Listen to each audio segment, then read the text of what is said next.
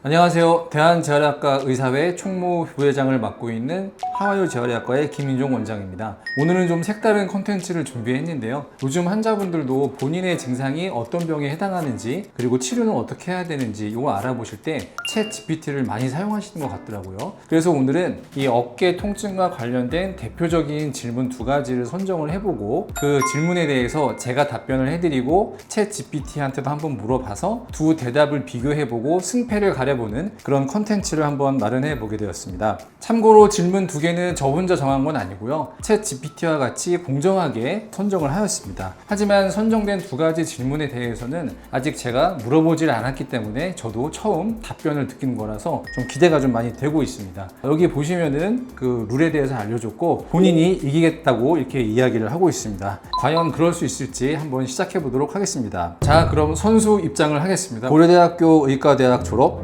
가톨릭대학교 의학 박사, 재활의학과 전문의, FIPP Fellow of Interventional Pain Practice, CIPS Certified Interventional Pain Sonologist, 대한재활의학과 의사회 총무부회장, 대한재활의학회 임상지침위원, 하와요 재활의학과 원장입니다. 자, 그럼 다음 선수 소개가 있겠습니다. 오픈 AI에서 개발한 인공지능 언어 모델 GPT-4.0입니다. 이해하기 쉬운 설명을 드리는 것이 강점이고, 재활의학과 전문 선생님과 대결을 통해서 그 어깨 통증에 대한 질문을 최선을 다해서 답해 보겠습니다. 오늘의 촬영 내용을 잘 알고 있는지, 그리고 어떤 각오로 임하고 있는지 제가 한번 물어보도록 하겠습니다. 의학적인 전문성과 환자 입장에서의 공감력 두 가지를 모두 고려해서 정직하고 명확한 답변을 드리는 것이 목표라고 이야기를 하고 있습니다. 오늘 대결의 승패는 제가 결정을 하는 건 아니고 공정성을 기하기 위해서 제가 챗 GPT한테 맡겼습니다. 그래서 오늘의 평가 기준에 대해서도 간략하게 한번 설명을 듣도록 하겠습니다.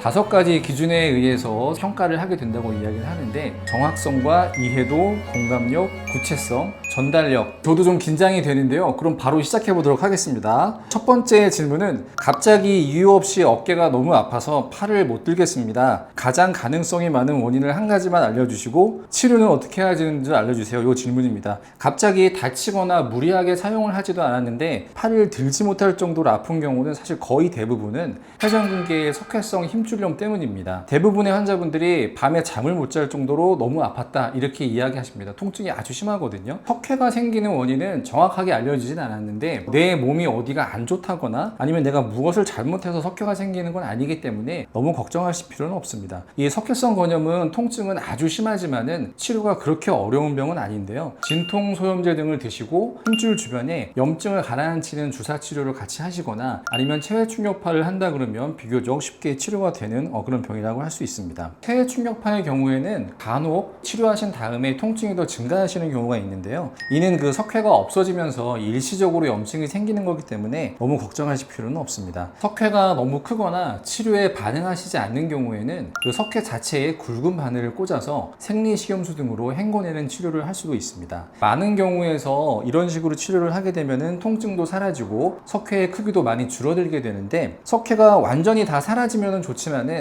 그 석회가 있다고 늘 아픈 건 아니기 때문에 통증이 줄어들고 생활하시는데 문제가 없다 그러면은 석회가 완전히 없어질 때까지 계속 치료를 해야 되는 것은 아닙니다. 일반적으로 2에서 4주 정도 치료를 하시게 되면 대부분 회복이 되지만, 자잘하게 석회가 흩뿌려져 있는 듯하게 그런 양상을 보이거나 아니면 회전근개에 파열이 동반된 경우에는 치료가 좀 어려울 수 있으니 처음부터 정확하게 진단을 하고 치료 계획을 잡는 것이 중요하다고 할 수 있습니다. 예, 여기까지 제 답변을 마치도록 하고요. 같은 질문을 챗 GPT에게 한번 물어보도록 하겠습니다. 여기서 진단이 다르게 나왔는데요. 유착성 관절낭염, 우리가 흔히 이야기하는 50견, 진통소염제나 스테로이드 주사, 그리고 물리치료와 스트레칭이 중요하다. 제가 봤을 때는 유착성 관절낭염은 이런 정도로 통증이 심한 경우는 사실 드뭅니다. 대부분은 석회성 건염이 많습니다. 그렇다면은 제 답변을 입력을 해가지고 챗 GPT가 한 답변과 비교를 해보고 누가 잘했는지를 판단을 해달라 이렇게 요청을 한번 해보겠습니다. 궁금한데요.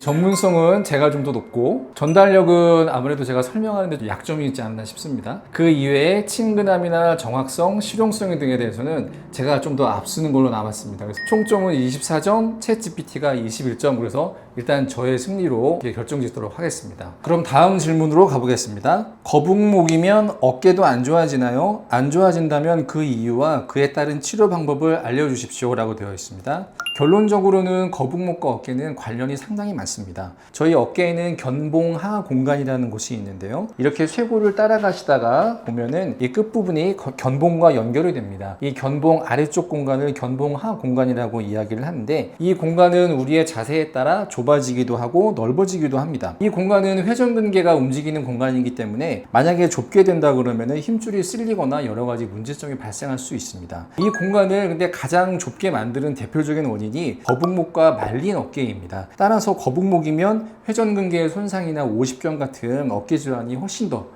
잘 발생을 할 수가 있는 것이 되겠죠. 하지만 달리 이야기를 하면 거북목 자세만 잘 고치게 된다면 목과 어깨의 문제를 동시에 해결할 수 있다는 이야기도 됩니다. 이 거북목을 해결하기 위해서는 가장 중요한 것은 가슴과 어깨를 쫙 펴준 자세를 잘 유지하는 것인데요. 항상 허리에 적절한 전만과 함께 날개뼈를 안정화시켜주는 근육들을 활성화시키는 것이 중요합니다. 구체적으로 말씀을 드리면 하부 승모근이나 전거근, 광배근 같은 근육을 말하는데요. 이 근육들은 절대 높은 강도로 운동을 하실 필요는 없습니다. 왜냐하면 너무 높은 강도를 운동하시게 되면 오히려 팔 쪽에만 힘이 가기 때문에 적절한 자세 변환을 유도하기가 어렵습니다. 혹시라도 이 부분이 더 궁금하신 분들은 이 화면 위에 표시되는 제 일전 영상을 참고하시면 더욱 좋을 것 같습니다. 똑같은 질문을 챗GPT에게 해보도록 하겠습니다. 챗GPT도 아주 긴밀하게 관련이 되어 있다고 이야기를 하고요. 거북목이 되면은 목과 어깨 주변의 근육들이 과도하게 긴장이 되기 때문에 승모근, 견갑근근, 능형근들이 지속적으로 긴장을 하게 됩니다. 또 머리의 무게가 앞으로 쏠릴수록 어깨 관절의 정렬이 무너지기 때문에